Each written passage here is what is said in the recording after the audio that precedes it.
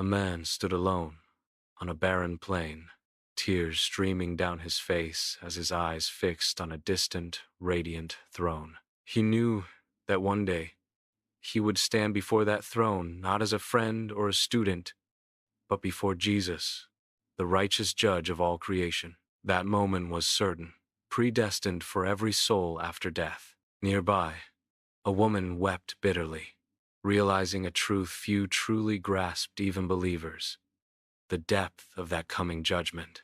On that day, Jesus would not ask about earthly success, church attendance, or religious affiliations. Instead, he would ask three deeply personal questions, questions that would seal the eternal destiny of every soul. The first question pierced to the core. What did you do with my son? It wasn't about public displays of faith or knowledge of Scripture. It was about a genuine, personal relationship with Jesus, a surrendered heart, a trust in his sacrifice. Many would point to their good works, their kindness, generosity, or moral restraint, but Jesus would reveal the truth. No human effort could erase sin. Only his blood was enough. Others would say they served faithfully in church, in ministry, in mission, but Jesus would remind them knowing about him is not the same as knowing him. He longed for intimacy, not religious performance. Those who answered with hearts surrendered to him, declaring their faith and belonging, would hear the words every soul longs for. Well done, good and faithful servant. Enter into the joy of your Lord. This is salvation, not a prize for perfection, but a gift of grace received through personal faith. For those whose hearts hesitated, the invitation still remained while breath still filled their lungs. Jesus came not to condemn, but to save, extending mercy even in the face of failure. Then came the second question. What did you do with what I gave you?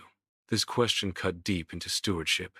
How did each person handle the life, time, gifts, and opportunities entrusted to them? Like the servants in his parable, some multiplied what they were given through faithfulness, while others buried theirs in fear or laziness. Jesus would not compare one servant to another, but measure each by their faithfulness. He valued the heart behind the action, rejoicing even in the smallest effort done with love. Yet he would expose those who used his blessings for personal gain rather than his mission, reminding them that true impact flows from a willing heart, not a platform. Finally, the third question, perhaps the most profound of all. How did you treat my little ones? This question reached beyond belief in stewardship. It reached the very essence of love. Jesus identified himself with the broken, the forgotten, the rejected, the orphans, the widows, the immigrants, the prisoners, the sick, the poor. To ignore them was to ignore him. To love them was to love him. He wouldn't ask about acts of charity for recognition, but about compassion that cost something. Did they love when it was inconvenient? Did they serve those who could never repay them? True love, he would show, is sacrificial and active. It looks like him. On that final day, the great divide would not be drawn by wealth, fame, or success, but by this measure of love. It would separate those who loved Jesus by loving others from those who lived only for themselves. As the man on the barren plain looked inward, his heart trembled. Could he answer with confidence? Had he truly received Jesus, managed his gifts faithfully, and loved the least of these?